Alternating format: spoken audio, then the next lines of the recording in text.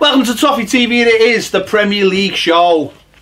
Midweek action, obviously FA Cup at the weekend, but we were back to it midweek, and not much changed in terms of, like, you know, the state, the positions and such. But you know, for the top teams, a couple of very disappointing results, I would imagine, for both of them. For both, yeah.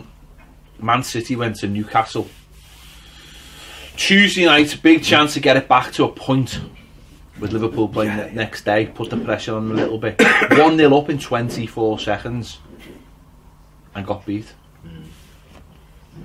Incredible.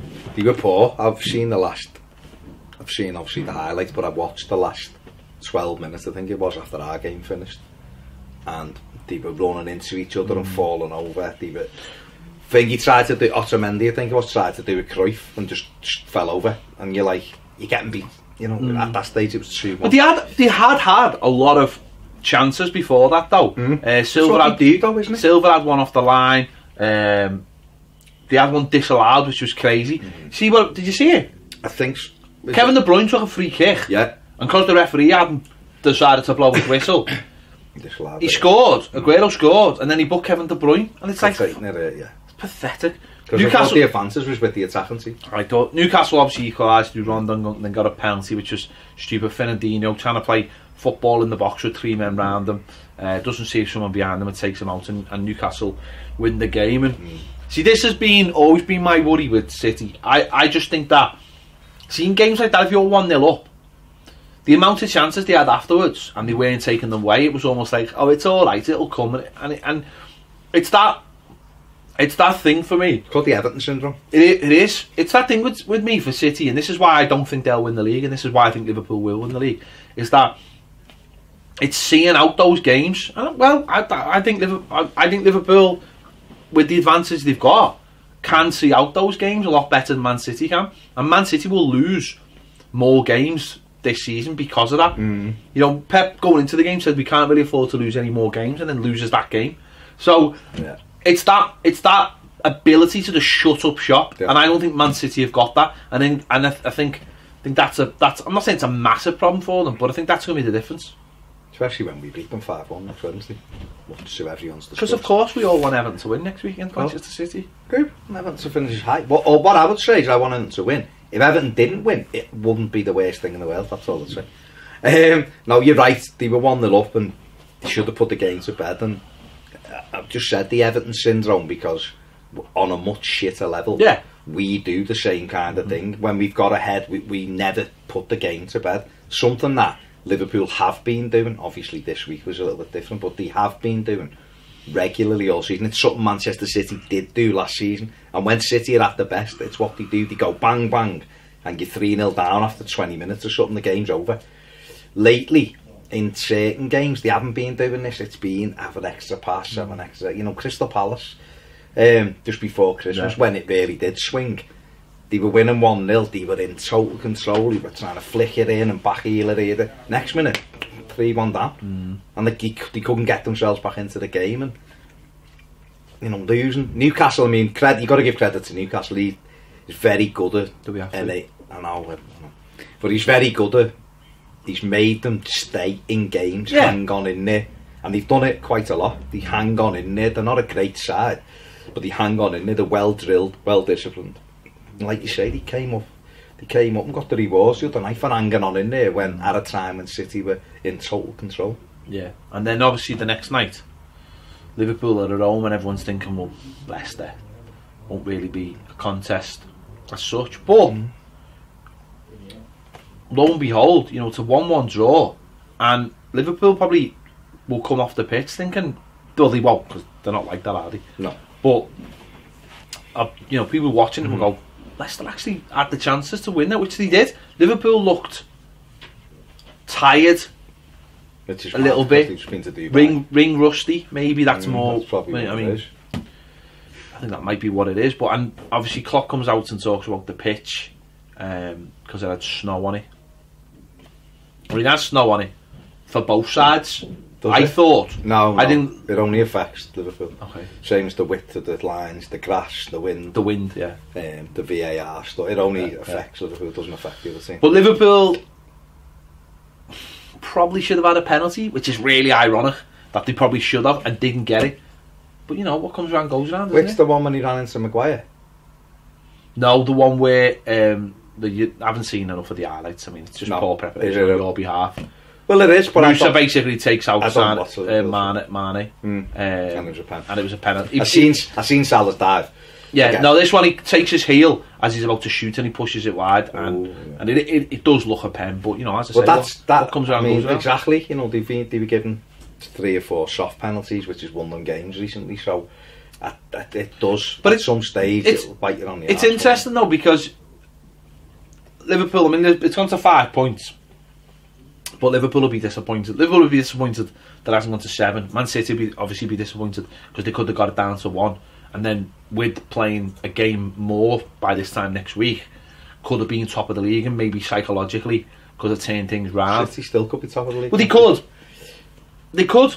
They face Arsenal Sunday and then they face Everton Wednesday night. So they could. I'm not saying they couldn't, but if they'd won the games, they would be. Whereas now they're relying on Liverpool to drop points again and then taking maximum points. And they, from a momentum shift, and that, you know. I mean, I think the thing is, and we were talking yesterday, and we were talking with the lads, well, a couple of the lads from here, and it was, you know, I mean, that's the first time this season Liverpool have dropped points to a team outside the top 6, which is a big thing.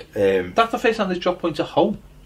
I was thinking that, but I'm sure they dropped. Well, think City drew there, didn't they? Yeah, 0-0, yeah. So maybe they're the second team I can, you know.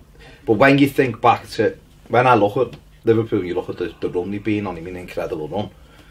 I just don't see a time that they don't have a sticky patch. I don't. No, because no team has ever done it. I agree, but I still think City will lose games. But what do you think about City? Because in terms of, they obviously played the League Cup semi-final, played the FA Cup. Now they're playing the Premier League. They're playing the Premier League at the weekend. They're playing the Premier League next Wednesday. They're playing the Premier League Saturday. Then the week after, the Cup. Then the League Cup final. Do you think? Do you think maybe? Well, I mean, do you think that'll be a problem as well? Where this Klopp will be quite happy with no FA Cup. But again, though, like you've just said, if they've just had a break and come back and weren't on it. You know, they go to literally Jekyll and Hyde of the Premier League on Monday, Liverpool. They go to West Ham. West Ham have, in general, been decent against the bigger sides at the, whatever their stadium's called now. I don't know, but we pay for it. Yeah. At our stadium. City of London Stadium or whatever it's called. So they're generally stronger home. Liverpool may be a little bit, you know, say City win on Sunday against Arsenal and you'd back them to. Yeah. Right? So then it'd be 2 points. And Liverpool got West Ham away. The pressure's on Liverpool then, because they just had an opportunity to take it to 7 and they blew it at home to Leicester, the game they would have expected to win. Then all of a sudden going to West Ham, which is a tricky game. Liverpool could comfortably win 3-0, don't get me wrong, but West Ham are alright at home, so it's a tricky game. Psychological and momentum. Say Liverpool were to lose the West Ham game and then City beat Everton, or draw and City beat Everton. Next Wednesday, City are top of the Premier League, where Liverpool be thinking, hang on, 3 weeks ago we were 10 points clear. Can you imagine? I'm just thinking, imagine walking in here on Thursday and City have just gone top of the league, beating us. Frosty! Oh, Frosty, yeah. The atmosphere. But what I mean is, it's psychologically in the league, you'd think, hang on, we were 10 points clear 3 weeks ago, and now they're... No, I agree. I just think it's not. I just think that's momentum. I think City. But you're right, City look fragile. No, I don't. I mean, they're just not fragile as such. It's just that. Oh, I do. I think. Yeah, I've said this all season. They enjoy playing football to me rather than winning games. It's mental, but that's on the manager. Blow them. Big win for Spurs, because we've been speaking about this. Could, you know, Watford could. You know, I know it's like musical chairs at the moment. It's 7th down to like 12th, but I fancied Watford, and obviously they went 1-0 up in front of 29,000 people at Wembley. 29,000 people at Wembley doesn't look good, by the way. No. I've got no. I mean, listen again. What Spurs fans, you know, it's hard with the weather and all the that. last few games, they had 33,000 a few weeks ago, didn't they? For another night game, so obviously it's not an easy place to get to. No, at night, and especially with the weather conditions being so 29,000. But a big win for them. Obviously, they had Son back, and he scored, didn't he? And they have obviously Fernando Llorente scored. Big win. 1-0 down with 10 minutes left. But when you look at the league table now, they're 7 points behind Liverpool, right? With City and Liverpool still. Psychologically, that was a huge win for Tottenham, wasn't it? Because that's put them 7 points clear of Arsenal 4th place, 7 points clear of Chelsea, 9 points clear of Manchester United. So they are guaranteed pretty much. I'd say top 4 now. But what do you think of that? The 7. I know they're still probably too far behind Liverpool, but the 7 points behind Liverpool now with both of those teams to play ahead of them. Who knows? You just don't know, do you? But no, 2 points. I mean, the 2 points behind Man City, so that's interesting, isn't it? But incredibly, still haven't drawn a game. But they keep on shooting themselves in the foot. They do, yeah. And they still haven't got Kane and. But it's another week gone by where they've won. Yeah. And obviously Harry Kane is a week closer to being fit. Well, they need them back for big games, don't they? But important win for them. Arsenal beat Cardiff. Narrowly. Cardiff should have had a penalty. Funny enough, on the ass. Yeah. He got took out twice in the same instance, and it was like, pick one and you can have both of them. Arsenal then probably should have had a penalty, and then he actually gave a penalty. Well, he gave a penalty down the other end, which was a penalty, but. Arsenal. I mean, it was a tough game for Cardiff. First game since Salah went missing and difficult conditions and circumstances. And he played well, and Warnock was on afterwards, and he was rightly moaning. And I like the fact that he was moaning because he wasn't like, he was like, this was a tough game, and it was like all emotion was out the window. He was like, this was a tough game. Told him all he had to do. What I wanted them to do, and make sure I don't give any stupid fouls away. And then he goes and brings them down in the box, and he's like, "We deserve more than that." And so fair play for that. Like just getting on with it with the football. But obviously they've been beaten. Arsenal win. Man United slip up though. Man United 2-0 down in the game with 2 minutes to go. They looked very nervy. United. They made a few changes. They brought to run back up front, and they just looked. I don't know. They just look slightly off it, since then. Like you just said, though, the changes, isn't it? Whereas if you make, Burnley is starting to get a little bit of confidence together. Gone back to basics. Just gone back to what he knows best, which is trying to defend and stuff. And United making a few changes, so probably not as fluid as they have been. But lo and behold, I mean, I'd looked at the scores at the end of our game. And seeing he was getting beat 2-1, and it was like the 91st minute, and I was like, bloody hell, that's a shock. And then I looked again 5 minutes later, because I was just watching City, thinking, God's sake, score, and what else is happening, and then seeing that they'd equalised. So, disappointing for Burnley to be that close to winning and to throw it away, but United kept going, and in fact, after they'd scored, they almost won it.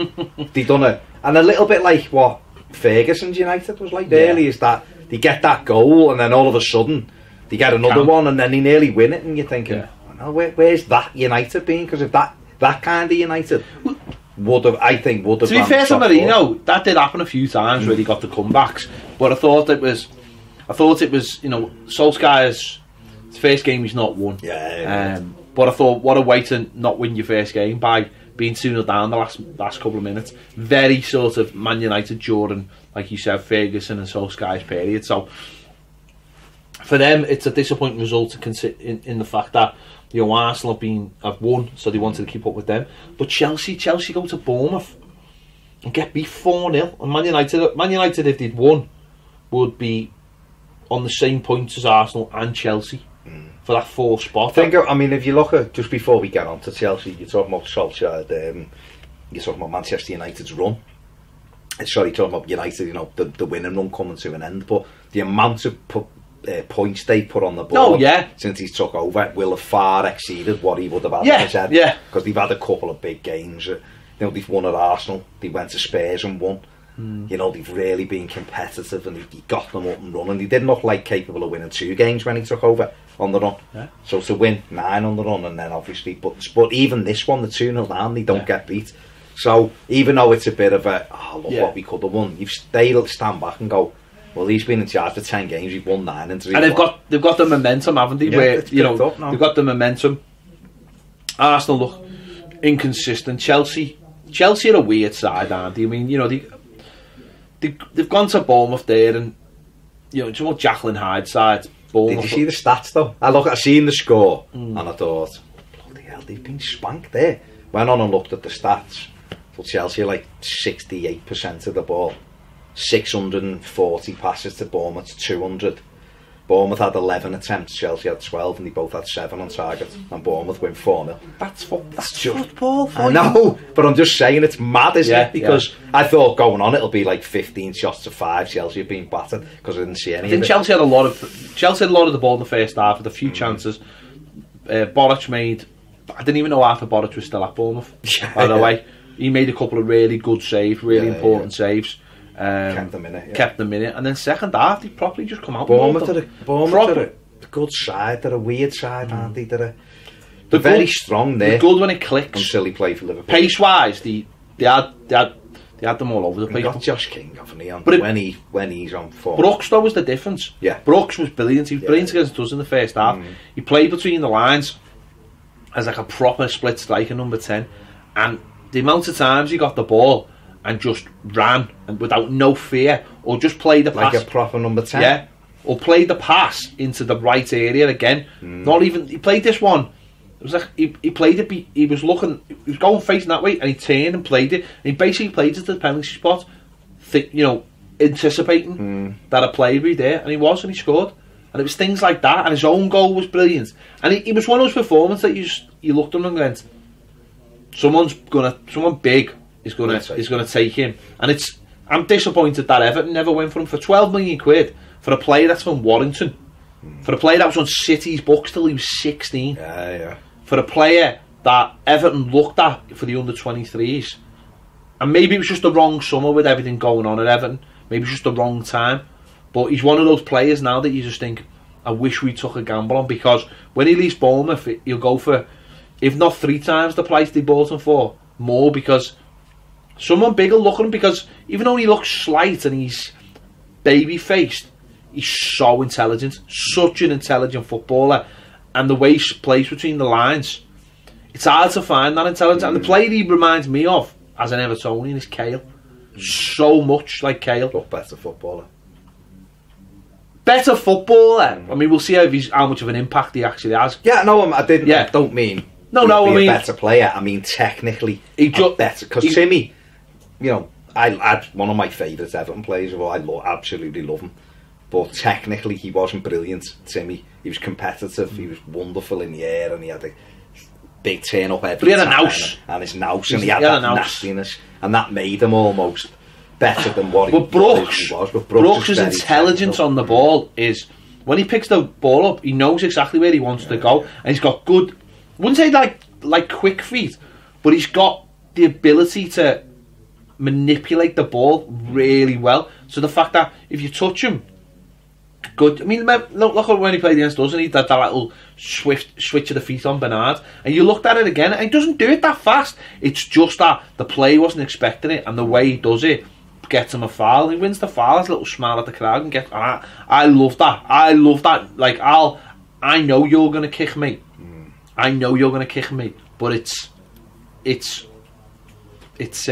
whether, you know, it's where you do it. When I'll dictate, and we was something we talked about on the final word. It's that idea of, I'll decide when I go down when you kick me. So there's no point if you kick me over there, I'll get on with it. But if you kick me over here, I'm going down. And listen, he looks a really good play, brilliant against us. And it's if he can consistently do it now, you'll have the big boys after him, won't he? And who knows, you know, maybe Everton will have an eye on him. I'm not saying it'd be easy to get him out of there, but money talks, and Marcel Brands is looking at young footballers who can go into the Everton scene. This is my argument with Gylfi Sigurdsson for Everton, is that for all of the great football he is, the touch is great and his vision's great, he hasn't got that movement like a Brooks, and he doesn't run past again, forward. didn't we speak about this on the Tuesday topic, or the final word for Millwall maybe? We're saying that those players now, like Gylfi, are deep. That old-fashioned number 10 now plays in front of the back four, and the new number 10 is someone who has got great movements, who can be all over the place, who's fast, who's not necessarily someone who picks the, you know, the old adage of a number 10 where, you know, Siggy in the mouth, hair down to the shoulders, shorts as tight as you like, you know, the old Zico kind of style number 10. You can't get away with them anymore, because around the box it's got to be, defenders are too fast now. Yeah. You've got to move your movements, and that was why I suppose Tom Davis had such a good game the other night, that he actually went running beyond the striker, and that's what that David Brooks does really well. We've seen it at Goodison, the one where he hit the post. His run was brilliant from midfield, and he timed his run brilliantly. He ran in off the shoulder of the defender, and on another day he puts Bournemouth 1-0 up. But he's got a few goals this season and has looked really good. I really like him. I really do like him. And he's a tall lad as well, isn't he? What is he, about 5'11" something? Yeah. 5'10". But that's moved Bournemouth onto 33 points. Watford have got 33 points. We've got 33 points. Wolves have got 35 points. They beat West Ham 3-0. Now they battered West Ham. Battered them. 20 shots of 4, I think. West Ham had opportunities, didn't hit the target, but had opportunities on the break, counter-attack, and reminded me a little bit of us at times. Broke in good areas, and then just took the wrong choice with the pass, and it broke down, and you were like, play it simple, and you're in on goal. And it was like, stop, turn, pass it back. But Wolves were relentless. Wolves, and I tell you what though, I mean, what's the highlights of this one, and I haven't seen a few other games. I mean, Wolves on the counter-attack are very, very fast. Both sides when they need to be. They love to play that ball over the top. Absolutely love it. And also they scored 2 from set pieces, so the danger. So they are literally doing everything Everton don't want them to do. Yeah. You know, they've scored 3 there. They come back at the weekend to draw 2-2 with Shrewsbury. They beat Leicester 4-3 the week before. Before that, they had lost a couple of games. But they're finding that rhythm now, and confidence as well. You know, confidence-wise, they've found, you know, they've got themselves into a way of playing now that suits their players, and that's difficult, because especially, you know, that's interesting whether you're playing home or away. If you've got a counter-attacking team that are the way, you know, it's mad how many times they can spring.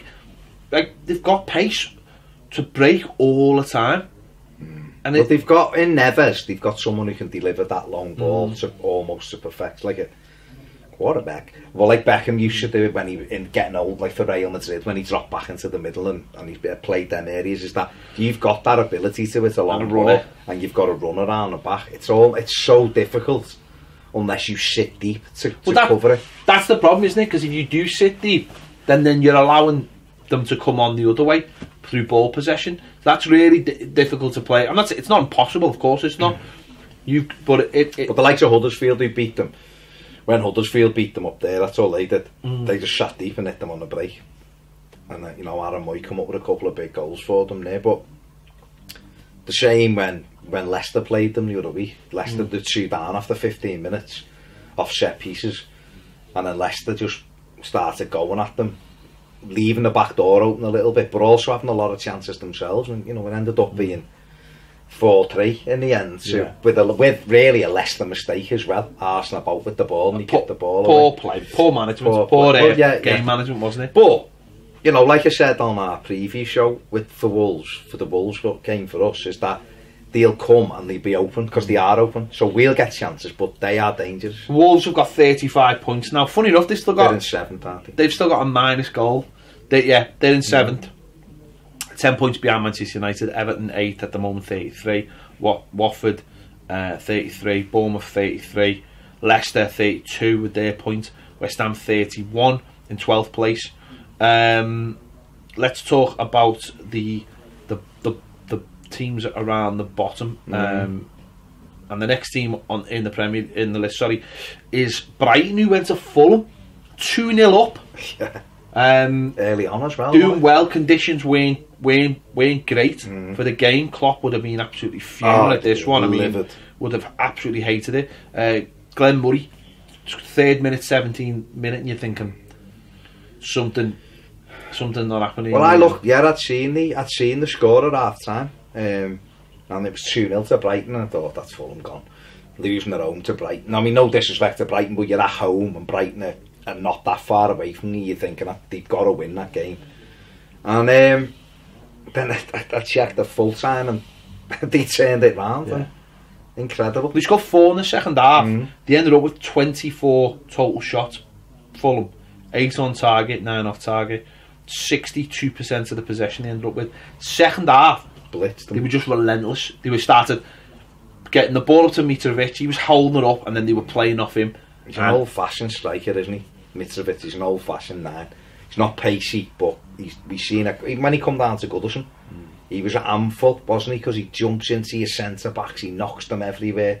He's got no pace. He's not going to knock it and spin you. Do you know what I mean? But he's got his movement's all right in the box. But he's a powerhouse, and they get balls into him. He score goals. So they brought on Vieto at half time, 2-0 down. They took Shirley off.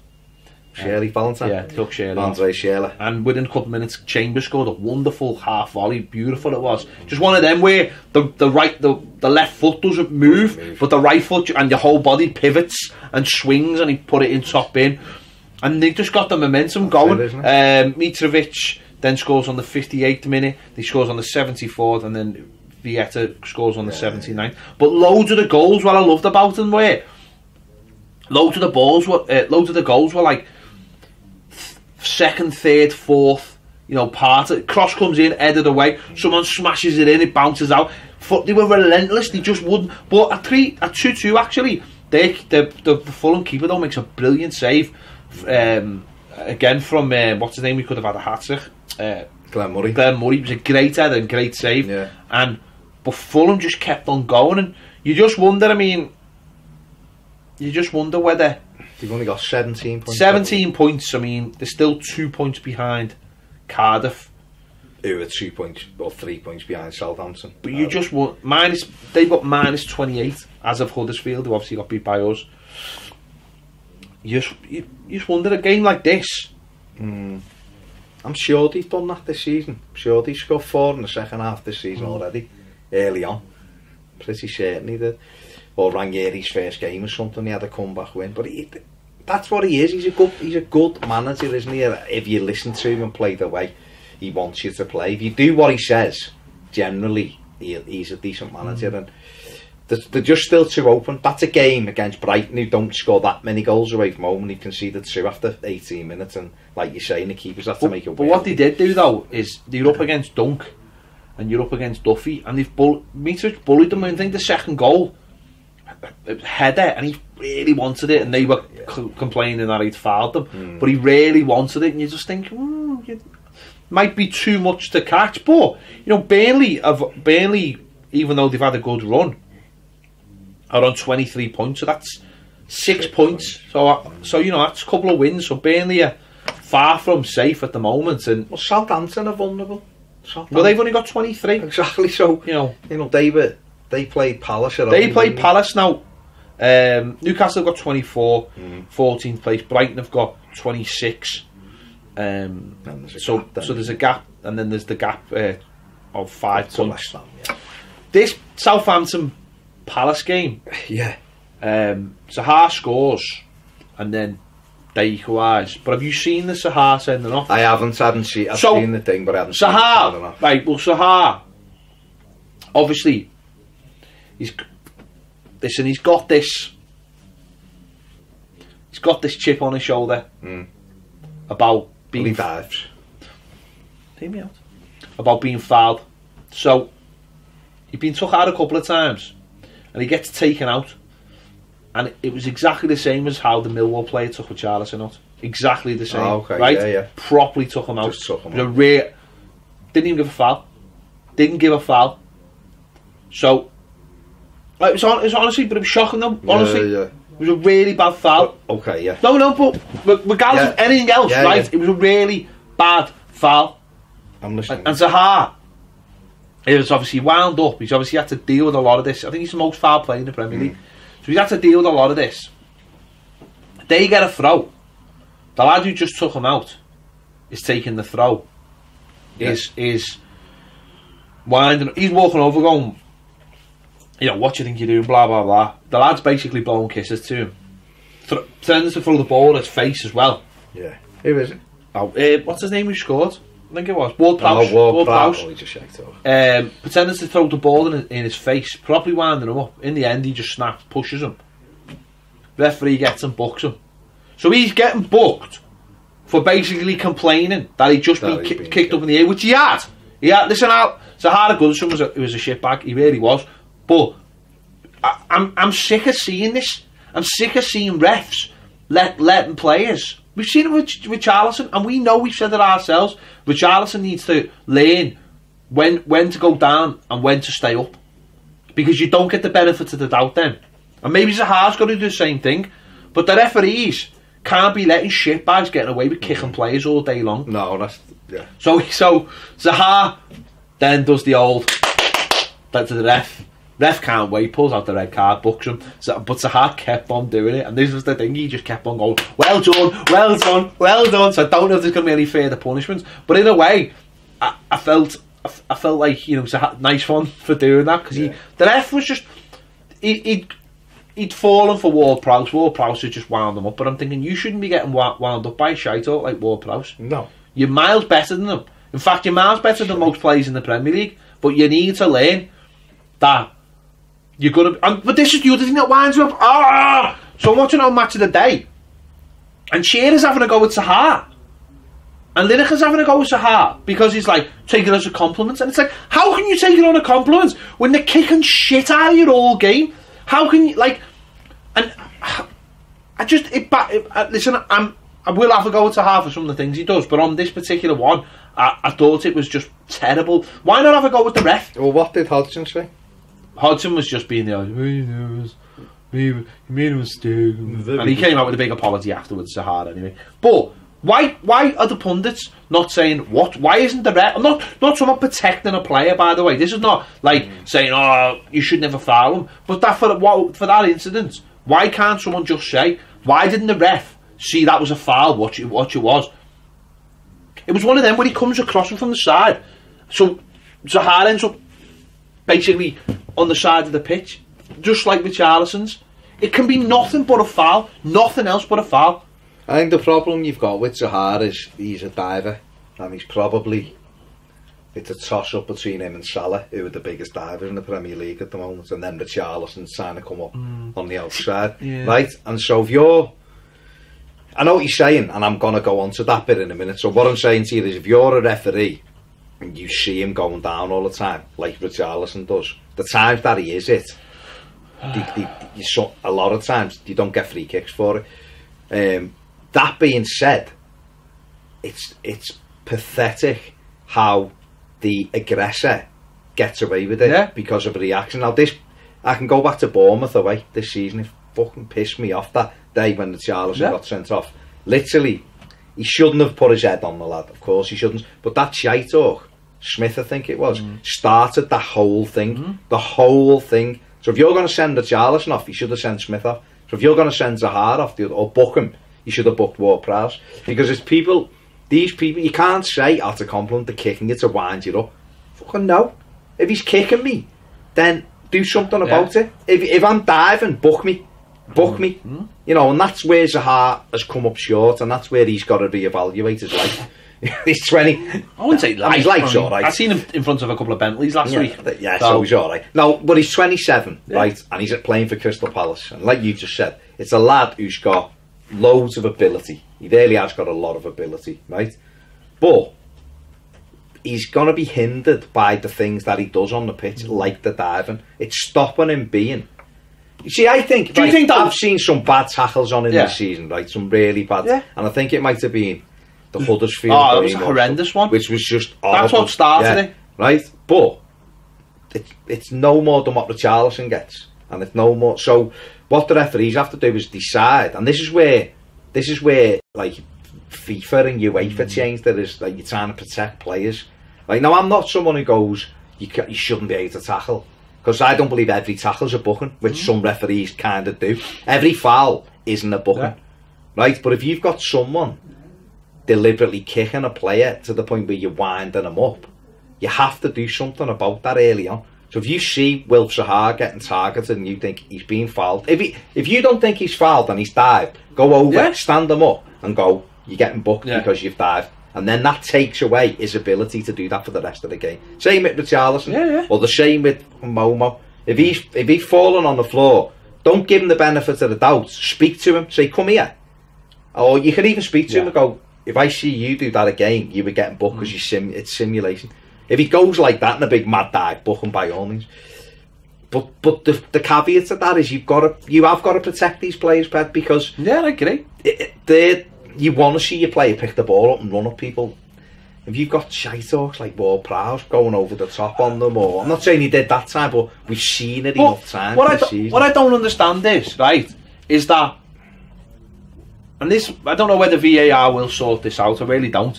But one of the problems with that is that we talk and people say, when people say, the refs are corrupt and all that, and people go, well, they're not hardy, and you go, well, surely they must be corrupt if a referee, and we know this happens because we see it week in and week out, and we see it with Richarlison, and we've seen it with so many players, is that the ref, is, like you just said, has already made a decision about that player's character. So therefore, we'll never give him the benefit of the doubt because if he's already made up a decision about that player's character, then what does that say about everyone else? What does that say about everyone else? If someone dives 99% of the time, but the one time he is actually fouled and it is a penalty, then he deserves to get a penalty. Nothing else matters. There's no moral obligation to say, well, you're the boy that cried wolf, therefore I'm just talking I'm saying that's a reason why I'm not disagreeing with you, but this is the point. What I'm saying is the referee might as well be a robot. He doesn't have the right of emotion. This has gone on. I can take you back to when Duncan Ferguson was coming on at Arsenal. So that's someone prejudging this fella jumps and elbows people. You heard a referee the other day saying a penalty. Well, if it was at Anfield, I'd give it to Liverpool. Exactly. But it's not a penalty anywhere else. Why? Well, why is it a penalty at Anfield then? Yeah. Why were players not getting booked in the FA Cup match? Because it was a big club versus a smaller club, and it was the FA Cup, and that would ruin the game for the underdog. So why is a foul not a foul in the Premier League, but it's a foul in Europe? Why is there two different types of handball? One for the World Cup and one for the Premier League? When they're blocked off in the area, anywhere else on the pitch, that's a foul. Yeah. Well, so why isn't there a foul in that box then? Yeah. How can you determine that it's in a penalty area so you can just block someone off like that and it's not a foul? Or it blows your mind. Because that is someone. They're not. Referees aren't going by the laws of the game, then are they? If they're predetermined decisions. If that was the case and you flipped it around, then players who, like the incident when the Leicester player took his shirt off after he scored at Cardiff, to reveal a message after that, so he booked him. So if you can show emotion, then surely he would have went, on this occasion I won't book you because that's my right to not book you. Do you know what I mean? It's like, well, I understand the circumstances. You went, no, I booked him because I've got to book him. How many times you see where a ref goes, I don't want to book you, but you know I've got to book you. So that's alright. So that's fine. Yeah. So apply that to every single. But that's what I'm saying. They don't. And whether you like Zaha or not, that doesn't matter. I'll quite happily sit here and say, after the Everton game, I just thought you're a massive shite. But in the case of it, he's a good player. Put it round everyone. But here's another question for you. Do you think that would happen if he played for any of the top six? He'd have been given the free kick. Exactly. He'd have been given the free kick for going down. And he wouldn't have, even if he'd have clapped them and he'd have booked them, he'd have called them over and gone, your final warning, I've booked you. Because of that, pack it in. If you carry on, you're off. And then he makes the choice then. Then Zaha goes, I'm not asked, I've seen the red mist. I'm going to clap you again. The referee's told him. Where's the...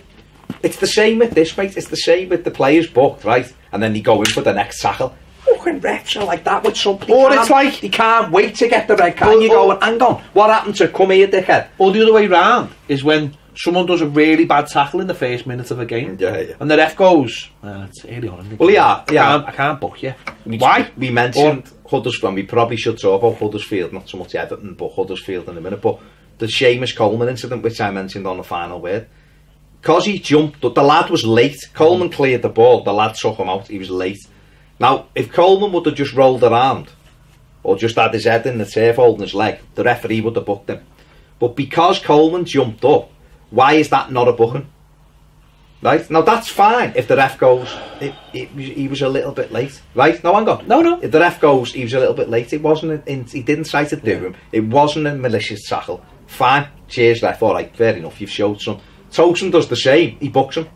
Because the difference is because where Tosun done it, their player rolled round, and the fans are necks are bulging and all the left veins in them, and it's right in front of their bench, and that's it. So again, it's emotion. They're not applying, but it's emotion, isn't it? They're not applying the rules. They're not applying the rules. Or they're applying them differently. In emotion, in an emotional state. So it's a load of my arse. That's what it is. It's a bit mad. On to Huddersfield anyway. Forget that. You're right, and Zaha, you'll have to see if he gets punished more than a one-match ban, which is probably what he'd get. So, but he is a massive diving shithouse. But he's got loads of talent, and he does get kicked as well. On to Huddersfield, obviously. Martin from Wakefield. This is his first game. Well done, Martin. Do you know what he looks like? I don't know if you've been watching. Kane. From Kane Forshaw at Big Everton. Okay. He looks like that's what Kane's going to look like when he's older. Because Kane actually's got a coat like that as well, an Everton coat. That's exactly what KF. I don't know if Kane's watching. I don't even know if he subs to pay. KF 1878. But yeah, that's what Martin. That's what he Martin and Kane. From Wakefield. Obviously, he had them well drilled, and the crowd were up for it. The worst thing you want is that, man. Where did you really? With the little clappers. I thought he went very quiet after about 5 minutes. Yeah, well, he did, because they 1-0 down. What I was going to say was, the worst thing you want as a new manager is to concede inside 3 minutes, don't you? But do you think they had a little bit more energy? No, they're going down, mate. They're going to get the lowest points tally ever. Do you think? They're horrendous. Truly horrendous. And I don't actually blame anyone for that. I just think it's the market they've shopped in is just like, they haven't even bought players to get better. They've just bought players to buy, like, to literally just service the squad, if that makes any sense. They've gone, well, he'll fit in. You're better than Ian Bull. Adam Moyes a good player. I'd buy him. Yeah, Adam Moyes a good footballer. He came on and bossed him the whole midfield. He's good. He's careful with the ball, and he's clever with his patterns. At City, wasn't he, for a long time? He's a very good player. I think the big problem for them is the centre forwards. Oh yeah. Mounier's great in the air, but literally for just winning headers 30 yards from his goal. They haven't got anyone who runs in behind. There's no cleverness about them. They brought the big Lardars, came on Del Potts. I'd be surprised if they get to 20 points. Okay. I would. I would. I just. If you can't score goals, you've got no. They've lost 6 at home on the run. So if you can't score a goal, you're knackered, aren't you? No one's pasted them. No one's pasted them, but because they're all massive and they're all quite athletic. But if you haven't got someone who's a bit clever up front, so you can put the ball in the back. They're on 11 points. Yeah, I know. Minus 28. Won 2 games. In 24. It's incredible. 5 draws, 17 defeats. They're 8 points off. Well, they're not 8. Sorry, they're 8 points off Cardiff, who are in the bottom 3. They're 12 points off Burnley. I honestly don't think they're going to get. They're not going to win. They've won 2 in 24. They're not all of a sudden going to win 8 games, are they? They probably need at least 8 wins to stay up, don't they? Yeah. If you think about it, they're on 11. Do you think this? What do you think's going to keep it up this season? Genuinely. Cardiff are on 19. Yeah. 35. Cardiff have won 5 games, right? They win another 5 games. They'll get 34 points. And a couple of draws. So, a couple of draws, they have 36, but they've won. Yeah. So, Fulham are on 17 points. They've won 4. If they win another 4, they're on 29 points.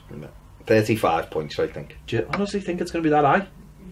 No, but I think if you get 35 points, I think you're not getting. I think your safety mark, when you'd always say 40 points, right? I think you'd be able to say, if we get 35, we're sound. I think West Ham is safe now. So I think. On 31 well, possibly they are, right? Because the way to look at that, like Joe Royal was doing his algorithm like he used to, he'd look Should have got John. Tell us his algorithm. I know he keeps coming out with this algorithm, doesn't he? Right, if you look at that, you'd look and go, well, Huddersfield have won 2 in 24. There's 14 games to go.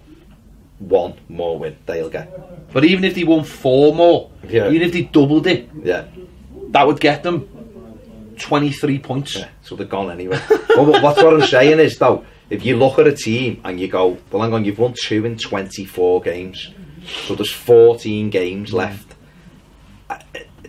How are you going to win 6 of 14 if you've only won 2 in 24? But that's what I'm saying. So normally one breaks through, right? Yeah. And let's just say Fulham would be that one. I don't think it's going to be Cardiff because I think with everything that's happened, I think the Blues been better. I still think they can win a couple of, for the simple reason that I'm sure Nias is going to score a couple of winners off it. I do, and the strong physical. All right, well let's just say, but I think Fulham with the new manager, Brian Babel coming in, looks like he's energised a little bit. Mitrovic looks like he's energised. So let's say they win 5 games, right? Which they've only won 4. Let's say and one was last night. So let's say there you go. So let's say they win 5 more games. That only gets them to 32 points. And for the sake of being nice, they draw 3. So 35. That's at a massive push, though. That's at a massive push. I don't know. That's what I'm saying. If you get 35 points, you're safe. Yeah. And you might be right. 31 might be it. 30 might be it. With those teams. Do you think let's just say 2, I could honestly see a situation where 2 of the bottom 3 right now don't get to 30 points. Huddersfield aren't getting 30 No, points. I know, but that's why I said 2. Fulham, that's one more. I think Fulham, okay. 14 more points. What have they got now? 17. So they got 17 after 24, so they're getting 14 out of 14. So they're going to get 12 more points when they've only got 17 now. Well, to get to 30, the 13 points. No, I'm saying less than 30 though. Okay. Well, they go to Crystal Palace on Saturday. Ooh, big game. That is a big game actually, because if they beat them, let's just say they beat them, they would be in 3 points of Crystal Palace. They're on 20. But they have to. I would suggest they had to win that at the weekend. That's crazy. I mean, looking at you. I said, hang on, how many games have got left? There's 14 games to go. So if they win 7 games, it's another 21 points. So they got 38 that would get points. them 38 points. Even that's ridiculous, 50%. isn't it? They're not going to win 50%. No, what I'm saying is though, even that's ridiculous. When we used to always say 40 was the benchmark. Yeah, easily 40. You know, and sometimes you were worried that it'd be more. Whereas now you're saying 35 maybe. What do you think will be the figure for 7th? 35 at the moment with 14 games to go. Wolves have won 10 games. Everton 9, Watford 9. Bournemouth, oddly enough, have won 10 games. Just like they've lost 11. 52. Do you think 52? Okay, so that's 17 points for Wolves, which would mean, well, they say 53, so 6 victories. 5 wins, 6 wins, maybe 5, 6 wins, which would leave them with what, either 15 or 16 wins. Yeah, suppose. Well, the weekend's games. Newcastle go to Spurs. So if Tottenham win, I mean, if Tottenham win that, Tottenham are on what, 50? What are Spurs on at the minute? If Spurs win that, they're on 57 points. They're 4 points behind Liverpool. And Liverpool have a game in hand. They'll be ahead of Man City, because City don't play till so Spurs, if they win, that's the early kick-off and go second. And obviously Newcastle will stay where they are. Brighton, Watford, it's a game right in the middle. Yeah, I can see that being a 0-0 draw. I see Watford winning that. Can you? Yeah, I think it'd be 0-0. Burnley, Southampton, a game right at the bottom. That has got 8-8 written all over it, definitely. So they're both on 23 points, but Southampton got a better goal difference, minus 15, Burnley minus 20. Draw. So that could be the proverbial draw. Chelsea, Huddersfield. Chelsea will bounce back to that one. So Huddersfield are gone. Higuain will score. He's injured. They'll win 8 and he'll score 9. He's injured. I know, exactly. That's what I said. Palace, Fulham, we talked about. Obviously Everton, Wolves, we've mentioned.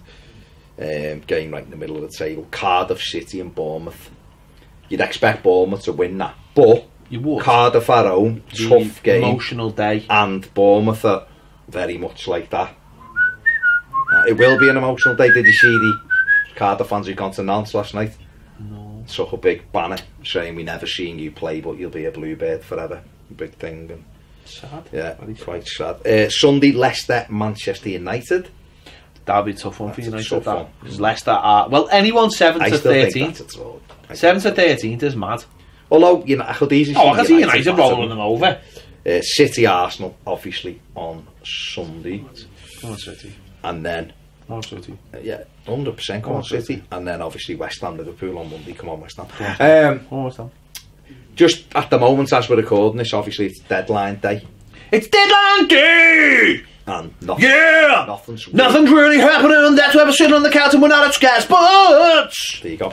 That's the actual theme tune for nothing Sky really Sports' happens. coverage. Yeah. So at the moment, we've got Denis Suarez has joined Arsenal from Barcelona on loan until the end. What is Denis Suarez? He's the shitter version of Luis Suarez.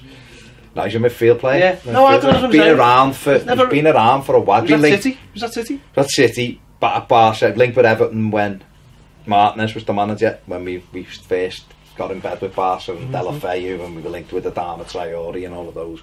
Denis Suarez was one of those. He's gone to Barca. He's gone to Arsenal from Barca. Loan, yeah. He'll wear the number 22 shirt. Joe's got breaking news. Breaking news from Paul Joyce, Cuco Martina being recalled to Everton. No, he's not. Yeah. No. And he's going to Feyenoord on a permanent deal. Yes. Well played, Cuca. Go on there, Blues. All the best, Cuca. All the best, son.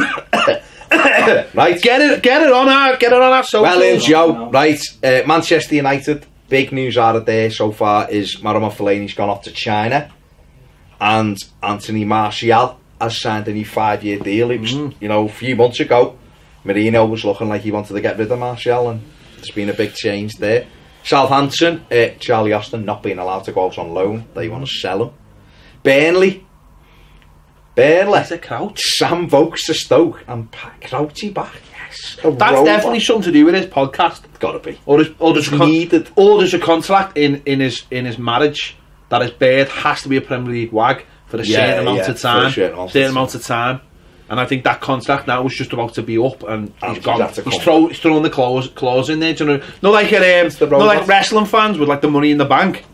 Basically, his missus had the Money in the Bank case, and it was like at what point that she started becoming non-relevant to the world because she's not a Premier League wag. She's got that case, and she's just run down to the ring with it, going, throwing it in, cashed it in, 6'5". Jumped on top of what's his name at Burnley, the manager, Dyche, and he's going, "Oh, don't do it to me, love," and she's going, ring the bell, and Kelsey's like that, 1, 2, 3, gets up, and she's like, yeah, and she's won the transfer window, and she's back relevant on Strictly, on something else, on the one where they go on the bus all around Europe.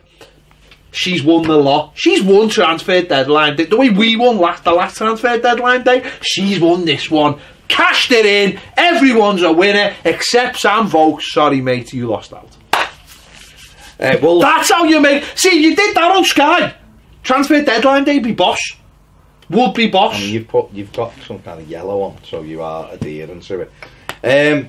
Wolves have signed Johnny on a permanent deal. We're sorry. Yeah. Won't you sign on now? Well, he has signed on. He's on loan, hasn't he? Yeah, he's been very good. We're sorry. 18 million quid from Atletico. What is wrong in my life? West Ham. I have to sign you permanently. West Ham United have signed Mr. Jew from Benfica on a free striker. He's only a young lad though, isn't he? I think. Sure, yeah. But that's it. How? I suppose the biggest deal of the day so far is Almiron from Atlanta United going to Newcastle for 21 million. Very good player, great left foot. Bit slight, so it's whether he can do it in the Premier League, but technically very, very good. And obviously they've also got Berecha from. You put that in a drink. You do, yeah. But better. Yeah, exactly. He's a fullback from Monaco. They got him on loan, so.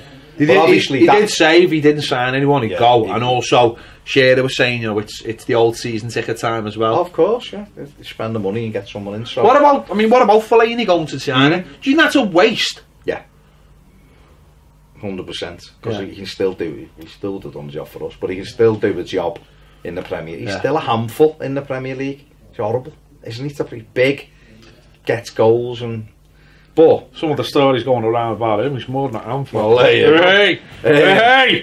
But his brother is the exact. His brother. Him and his brother. His brother's the best thing in the world. He basically can just like pretend to be him. Yeah, easily.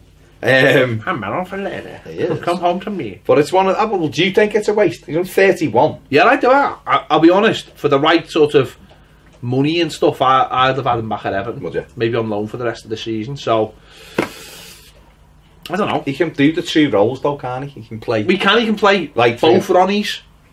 Do you know what I mean? But he can play right through the middle. And it's goodbye for me. As a striker. Goodbye for him. Or he can play in no, I would have had him. I would have had him. But yeah, be interesting to see what he does. And maybe, just maybe, Batshuayi might be going to West Ham on loan. Yeah. Which, I mean, depending on when you watch this, you'll know or don't know. He can either go there or Celta Vigo. Valencia don't want him. Everton are not paying 35 million for him. Monaco, it's gone tits up because Thierry Henry's gone in his Renault home. Well, he has any choice. Well, obviously, he jumped in his Renault and went straight because that's what he drives. He wouldn't be driving any other car, would he? Well, if he tells me to drive a car every time I put Sky on, then that must be the car he drives. That's his car. He's vavavoomed all the way home. He's vavavoom, full vavavoom. Gone full, never suspended, gone full vavavoom. Anyway, there you have it. There's nothing else going on, is it? So, James Vaughan's gone to Portsmouth, which is really disappointing because I wanted to get him in the studio. And the biggest one here is obviously the Janssen stalemate. Vincent Janssen, who they're trying to get rid of. Through it. Oh, Yannick Bolasie might be going to Anderlecht. Oh yeah, forgot about that, yeah.